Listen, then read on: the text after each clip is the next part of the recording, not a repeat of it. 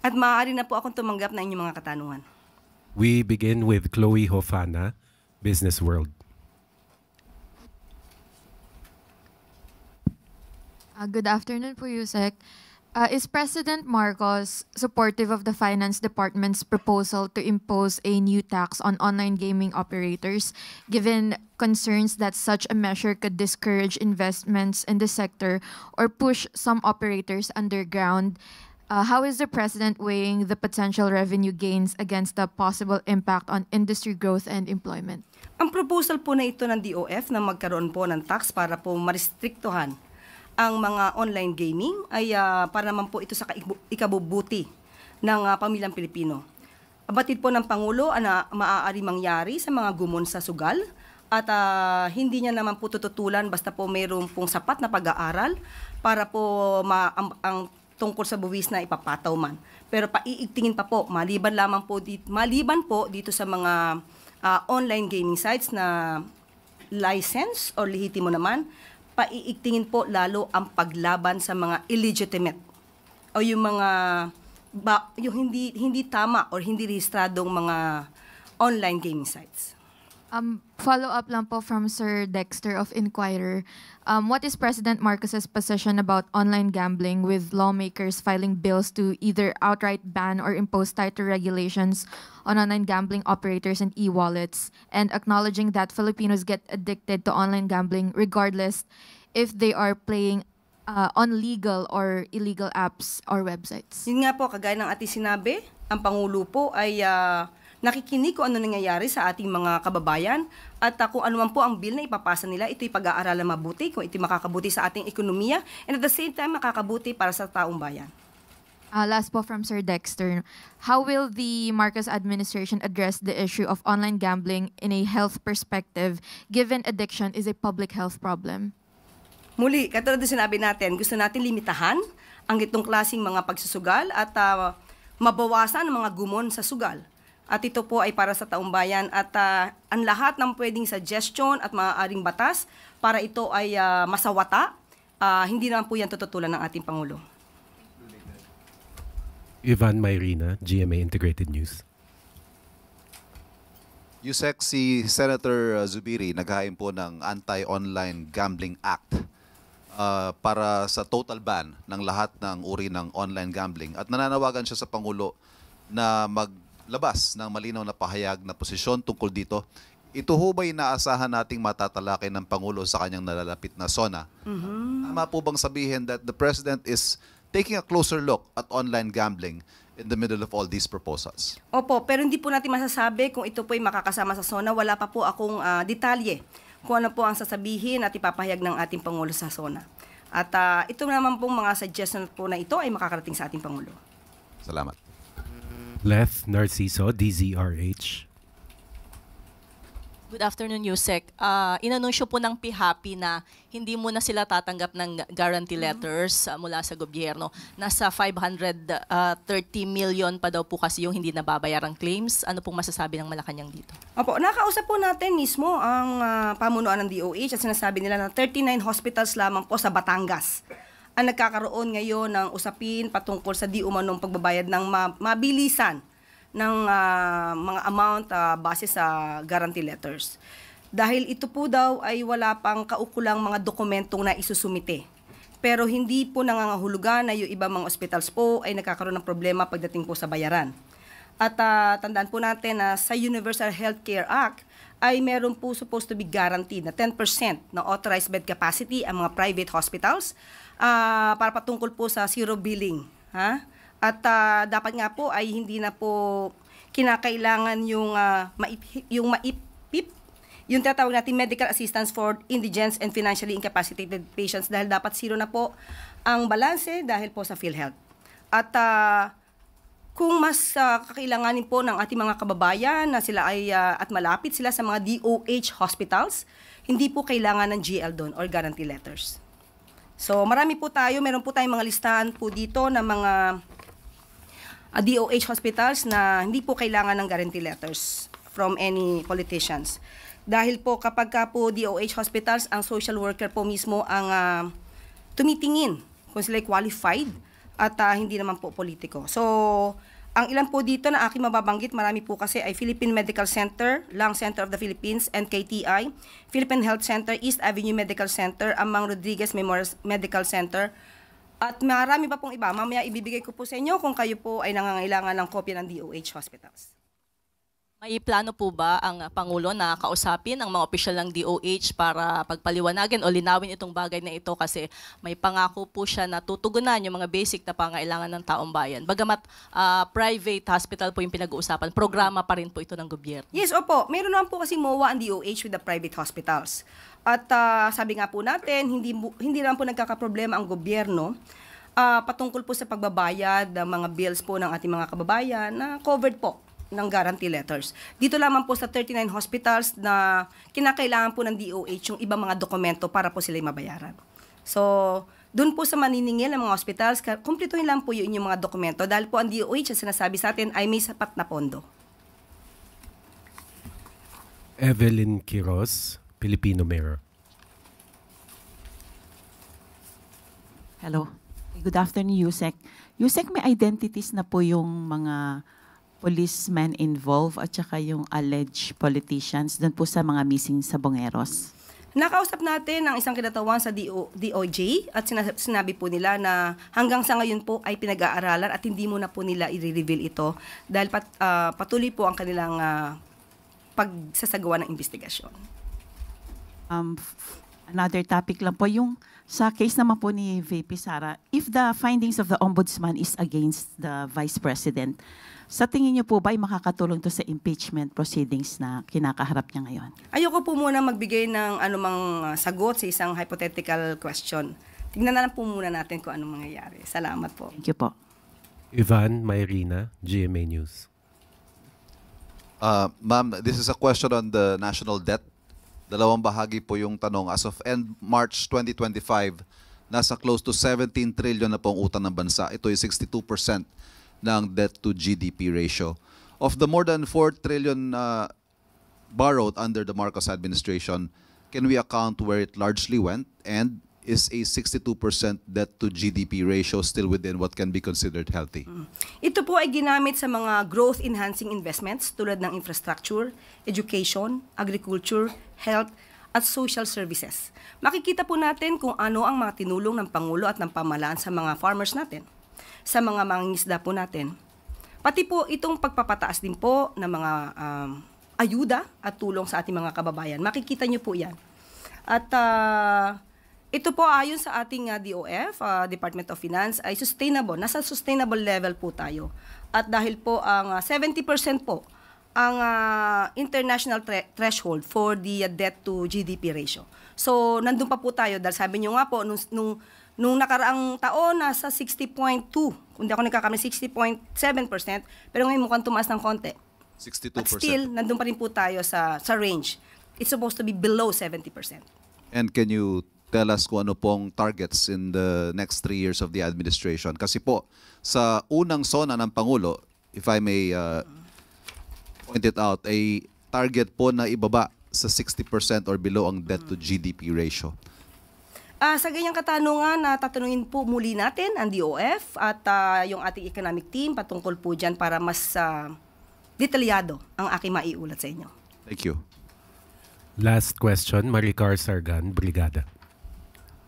Good afternoon po, Yusek. May panukala po si Senator Cheese Escudero na ipawalang bisa yung bank secrecy law para ho sa mga government officials and employees para daw po maiwasan yung pagtatago ng mga ill-gotten wealth. Si Pangulong Marcos po ba willing na suportahan yung panukalang ito? And if ever na maging batas, bukas din po ba siyang buksan yung kanyang bank records? Ang Pangulo po ay sang-ayon po at dapat lamang po nating ipatupad itong accountability and transparency sa gobyerno. So, hindi po tayo magkakaroon ng negatibong sagot mula sa Pangulo. That was the last question. Thank you, MPC. At gusto ko lamang palang i-update po kayo dahil nung nakaraang araw po ay humihingi po kayo ng mga pangalan ng barangay. Napakarami po at hindi ko po ito mababasa sa inyo. Mauubos po ang araw natin kung babasahin ko sa inyo bawat isa. So ibibigay ko na lamang sa inyong opisyal itong mga kopya. Nandito po yung sasabi niyo mga barangay na nasasabi natin drug cleared, drug free. So ibibigay ko po sa inyo ang summary dahil ngayon lamang po binigay sa atin ng PIDEA. At ang iba mga pangalan po ng barangay ay ibibigay ko rin po sa inyo pero hindi ko po lahat masasabi. Meron dito pong Maghipid sa Lope de Vega sa Northern Samar, San Jose, Barangay San Jose sa Municipality ng Lope de Vega, Northern Samar, Jebonawan, Lope de Vega, Northern Samar at nandito po yung iba mga pangalan. So ibibigay ko na lamang sa inyo at para po magkaroon kayo ng konting detalye. At yung iba po na gusto niyo pa po ng detalye, maaari po niyong itanong mismo sa PIDEA. Okay? Sa ibang balita, walang gutom program beneficiaries makakabili na ng benting bigas. Upang mas gumaan pa ang pamumuhay ng mga beneficiaries ng walang gutom program ni Pangulong Ferdinand R. Marcos Jr., simula ngayong araw, makakabili na sila ng 20 pesos na bigas sa ilalim ng benting bigas meron na sa WGP program. Ang programang ito ay bunga ng pinagsamang puwersa ng Department of Social Welfare and Development o DSWD at ng Department of Agriculture or DA na naglalayong magbigay ng mas abot bigas or mas abot kayang bigas sa mga food poor sectors, kabilang na ang mga solo parents, senior citizen at may mga kapansanan. Inilunsad ang benting bigas meron na sa WGP program sa isang food redemption activity ngayong araw sa Tondo, Manila.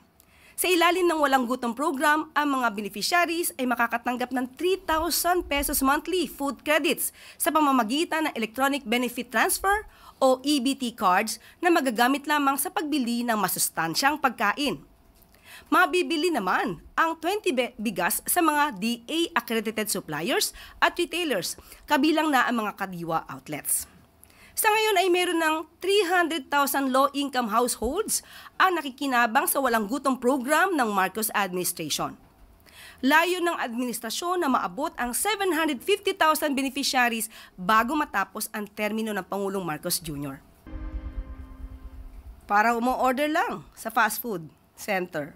Ganyang kabilis. Sa isang malaking bagay sa partnership na ito ang paglunsad ng self-service digital kiosk sa mga pilot areas para sa mas madali at mas mabilis na food access sa mga beneficiaries. Kasama ito sa digitalization agenda ni Pangulong Marcos Jr. Ang mga kiosk na ito ay makakatulong sa mga beneficiaries sa mga susunod na i-redeem lang ang kanilang food credits, i-check ang kanilang transactions at i-access ang program information gamit ang QR codes or digital IDs. Maliban sa food access, layon din ang programa na palawakin ang kaalaman sa teknolohiya ng mga beneficiaries lalo na yung mga nasa liblib na lugar.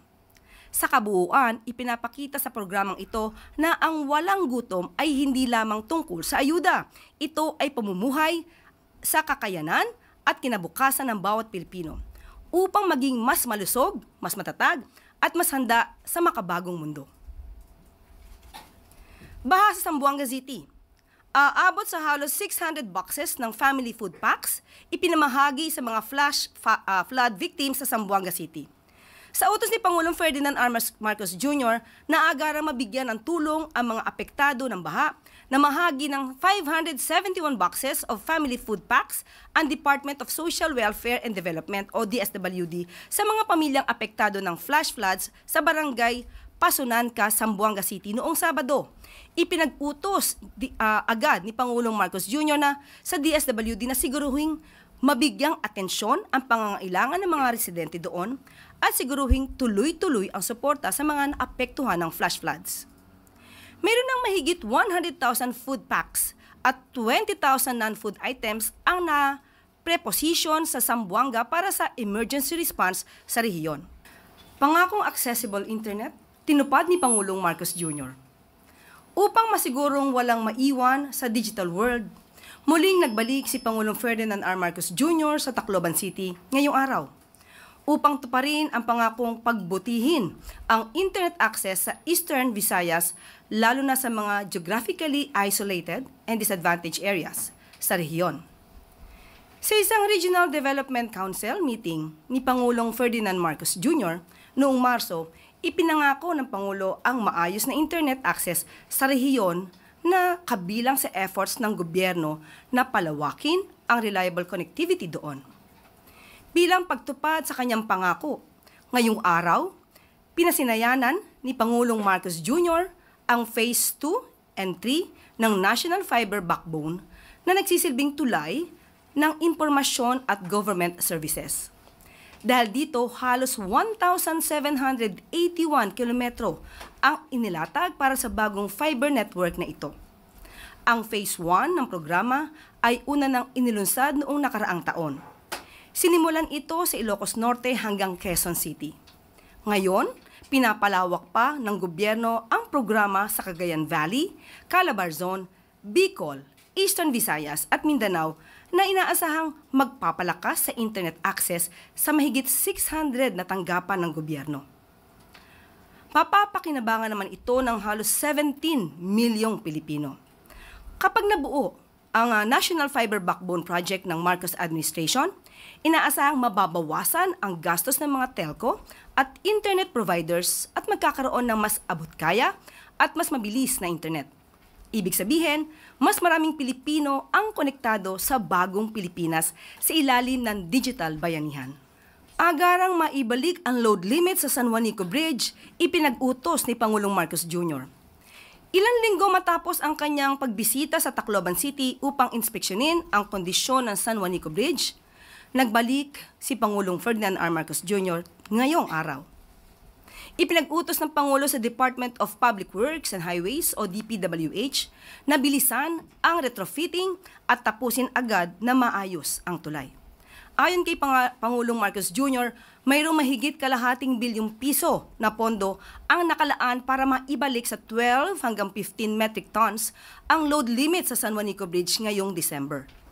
Ipinag-utos din ni Pangulong Marcos Jr. sa DPWH at Department of Budget and Management o DBM na gawa ng paraan upang maitaas ang buong kapasidad ng tulay sa 33 metric tons. Food inflation rate bumagal sa 0.1% itong June ayon sa DepDev. Maliban dito, mababa din sa negative 14.3% ang rice deflation rate at nananatili namang nasa negative 0.4% ang inflation rate sa mga tinaguriang poorer households. Ayon sa DepDev, ito ay resulta ng mga hakbang ng gobyerno upang gawing mas stable ang food supply at paunlarin ang agrikultura at logistics sa bansa. Bilang pagsunod sa nais ng Pangulo na bawasan ang pasaning pinansyal ng mga Pilipino, palalawigin pa ng ahensya ang mga intervention nito upang mapababa pa ang inflation rate sa bansa. Patuloy ang pakikipag-ugnayan ng DepDev sa DA at DOE para sa mabilisang pag-rehabilitate sa swine industry at pag-moderate sa presyo ng mga produktong petrolyo. At dito na po nagtatapos ang ating press briefing. Magandang araw para sa bagong Pilipinas.